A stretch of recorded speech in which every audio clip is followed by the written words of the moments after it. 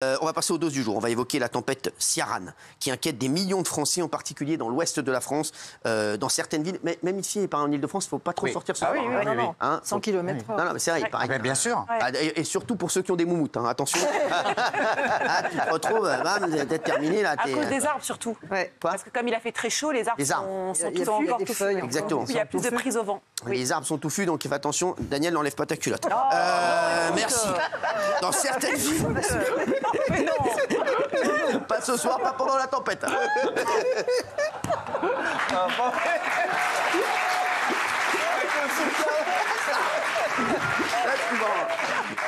Tu prends un peu plié dans la totée, là. Allez, dans certaines villes, des rafales de vent pourraient atteindre jusqu'à 170 km/h, des vagues pourraient atteindre les 10 mètres. Alors, faut-il craindre cette fameuse tempête? Parce que là, on en rigole, mais je peux vous dire, on est tous inquiets. Pour ce soir, comment s'en protéger? Combien de temps elle sera là aussi? Parce qu'on ne sait pas combien de temps ça passe une tempête. Petit récap, et on aura Loïc Spadafora. J'adore Loïc, en plus, c'est lui qui avait fait... Vous vous rappelez quand, vous savez, quand ils avaient piégé, je ne sais plus quelle chaîne, là, avec Rémi Gaillard. Je ne sais plus quelle chaîne ils avaient piégé et tout ça. C'est Loïc aussi qui était le complice de Rémi. C'était incroyable, ça. C'était magnifique. Et donc, c'est pour ça que j'aime bien Loïc en plus. Ah oui. Et je peux vous dire qu'il est très fort. Ah oui, merci. Ça va, ça t'est revenu? Merci. Vous avez sûrement entendu son nom ces derniers jours. La tempête Ciarán. La tempête Ciarán.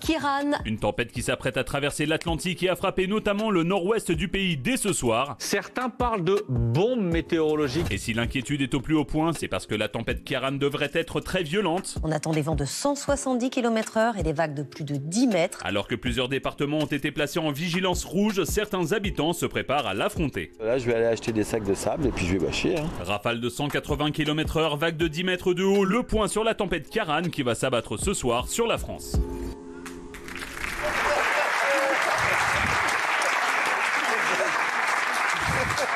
Merci Loïc d'être avec nous. Loïc Spadafora, expert météorologique et météorologue. On dit De quoi? Météorologique. Météorologue, ouais. Merci. Loïc, c'était énorme ce que tu avais fait avec Rémi. Ouais, c'était un moment assez sympa de télévision, on va dire. C'était fou. C'est quoi une tempête? Une tempête, on appelle tempête. C'est une question en de fait, Ségolène Royal.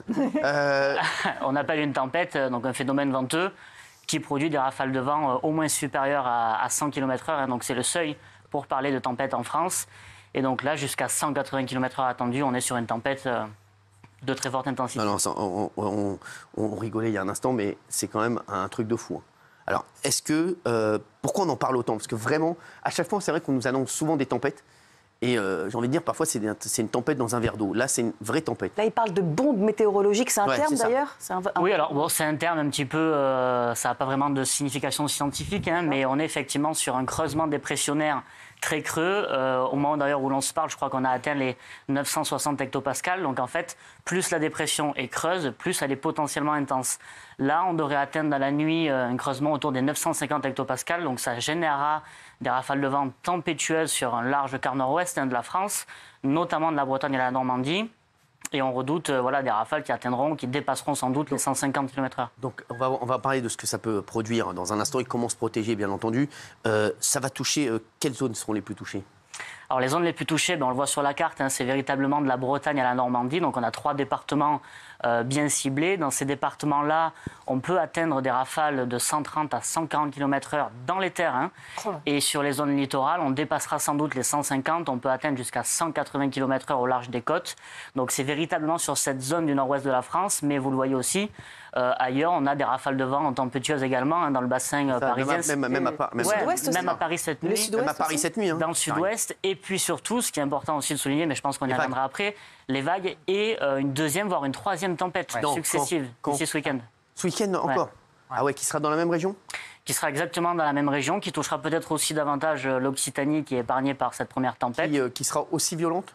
Alors, fort heureusement, elle sera quand même de moins forte intensité a priori, mais du coup, évidemment, on redoute des dégâts sur cette première tempête, ce qui veut dire que la deuxième et la troisième qui vont arriver derrière, ça risque de faire de la casse sur la casse. Alors justement, quels sont les risques de cette tempête?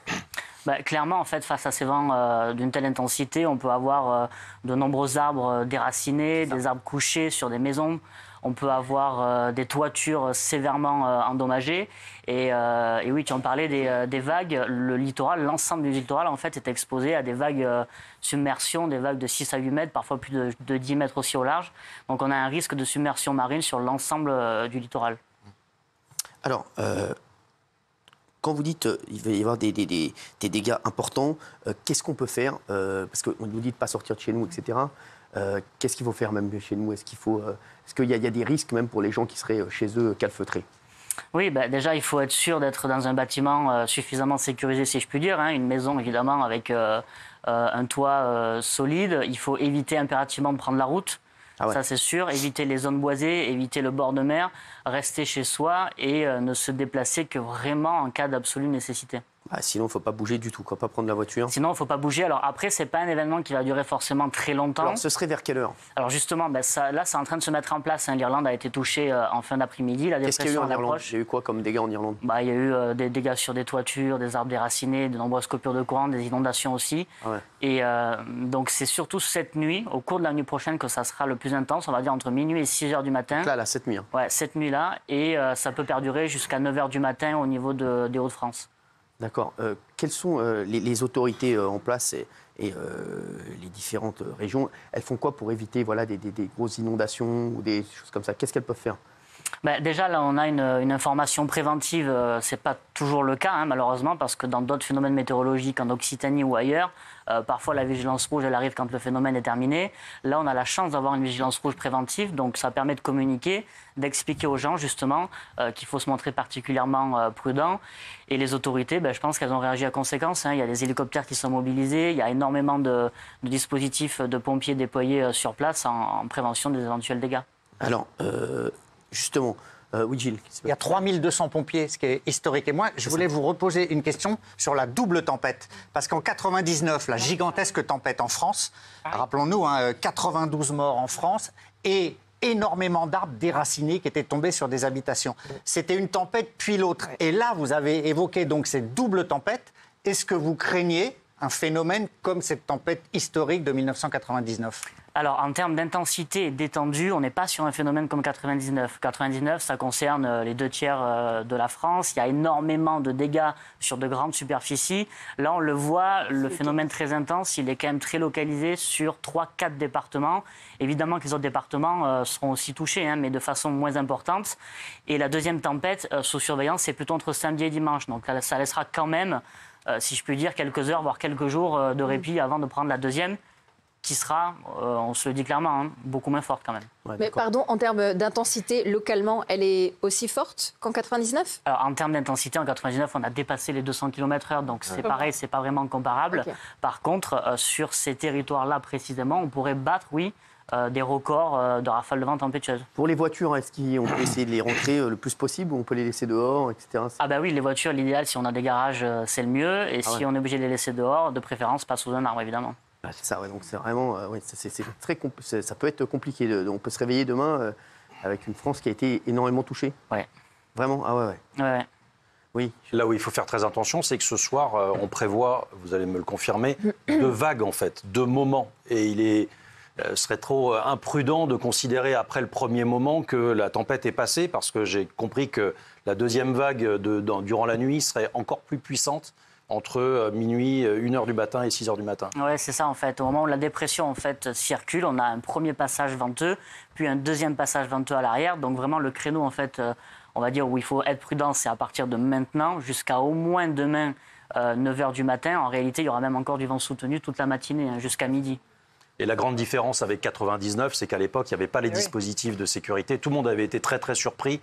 Là, il y a une grande vigilance. On a l'impression que vous utilisez les mêmes modes que ce qui se passe aux États-Unis, où on a tendance à faire très très peur aux gens pour les obliger à rester chez eux.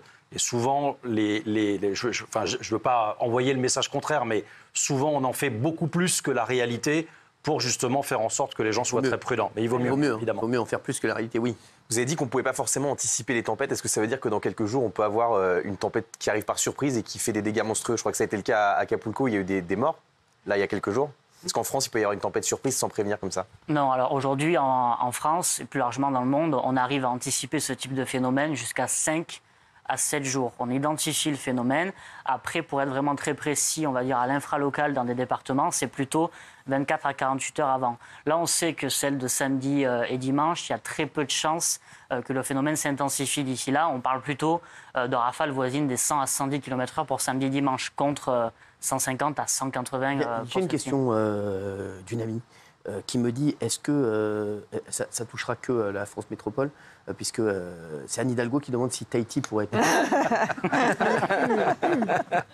Alors par celle-ci, non, hein, mais peut-être par d'autres. Hein. On n'espère pas, parce qu'on embrasse tous nos amis de Tahiti, bien entendu. On n'espère pas. Ils ont déjà Anne Hidalgo, ça ferait beaucoup.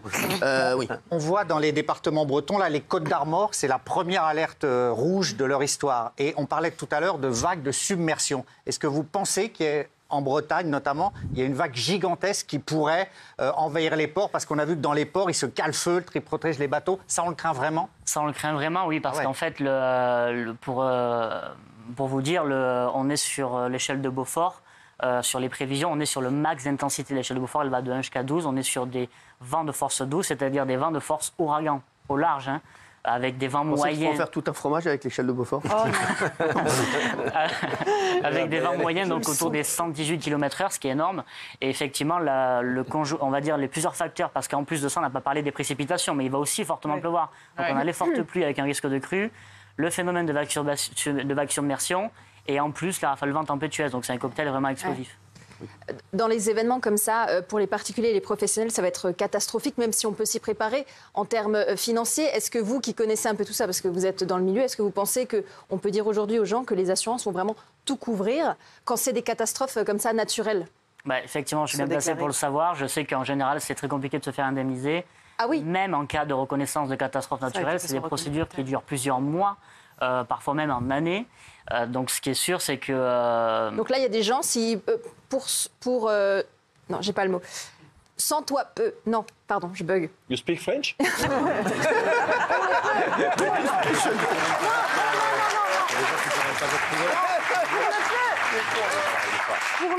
Pour le peu que quelqu'un, c'est pas le mot, mais pour peu que quelqu'un ait une assurance un peu légère, vous pensez qu'ils peuvent du coup tout perdre?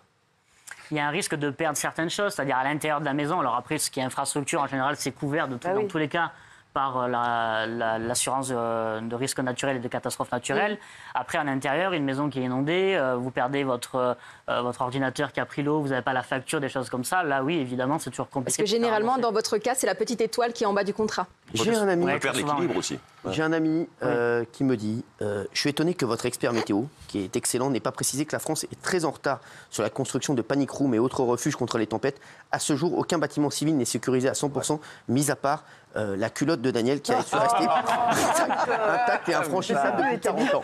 Je veux dire qu'il y a vraiment un mec qui décrit ça. C'est Fabien Delettre que j'embrasse. Non, mais alors... Non, mais c'est pas con, ça. Oui, non, mais bien sûr. Alors après, ça, là, on est plus sur des questions d'urbanisme. Même moi, mon domaine, c'est plus la météo, mais c'est vrai que c'est lié. Mais on n'est pas en retard que sur ça. On est aussi en retard sur beaucoup de choses, sur l'aménagement du territoire face au risque d'inondation. Il y a ce facteur aussi de rafale de vent, mais je pense que c'est des projets et des aménagements qui coûtent des millions, voire des milliards d'euros. Et moi, je dis... Juste, on voit souvent des gens pendant les tempêtes clouer des matelas sur les fenêtres, etc. Est-ce que ça sert à quelque chose? De bois. Est-ce que les fenêtres sacs de sable de bois, des trucs on va dire que ça peut limiter la casse, mais quand si les rafales de vent se confirment et qu'on a du 140 km/h dans l'intérieur des terres... Quand on habite en hauteur, c'est un immeuble qui habite très haut, ça doit faire flipper de fou si ça souffle à mort. Oui, alors après, normalement, les immeubles, ils sont quand même 130-140 km/h. Un immeuble, il résiste. Heureusement, en principe. Il faut, oui, en principe. Mais quand même, ça dépend comment elle a été construite. Exactement, oui. Est-ce que le réchauffement climatique est responsable de ce genre de tempête, ou elle est juste normale, exceptionnelle, compte tenu de l'époque, de la période et tout ça? Très bonne question. Ouais, c'est une question très pertinente. Non, mais alors, ce qui est paradoxal, c'est que ça fait quand même quelques années qu'on n'avait pas eu de phénomène aussi intense. Il faut remonter à 2020 pour avoir une tempête comparable. Alors, c'était pas au même endroit, c'est la tempête Alex qui avait frappé plutôt l'Occitanie et la Côte d'Azur notamment. Mais il y a toujours eu des tempêtes, des grosses tempêtes. Il y a toujours eu, évidemment, il y a toujours eu des tempêtes. Les tempêtes, c'est avec le réchauffement, c'est l'accélération et la puissance aussi des tempêtes. Le réchauffement, j'ai même envie de dire plutôt même le dérèglement climatique. c'est surtout qu'on va avoir des phénomènes potentiellement de plus en plus fréquents. Et on a une récurrence de l'intensité. Par exemple, moi en Méditerranée, en Occitanie, on a une recrudescence des phénomènes météorologiques type épisode sévenols, épisode méditerranéen.